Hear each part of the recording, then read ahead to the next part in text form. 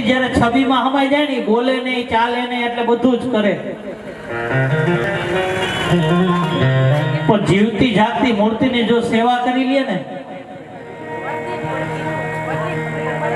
જીવતી જાગતી મૂર્તિને એને મનગમતું ખાવાનું આપી દે ને, એટલે એને ક્યાંય જાત્રા ન કરવા જવી પડે.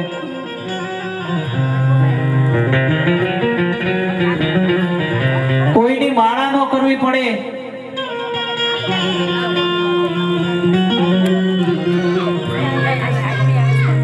સ્વયં મારો હનુમાનજી મહારાજ તમારા દર્શન કરવા આવ્યો.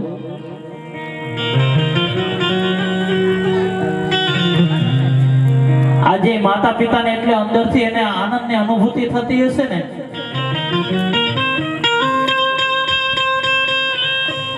કે આજે મારા દીકરાઓએ મા બાપની કિંમત શું કહેવાય ને આજ સાબિત કરી દીધી હો.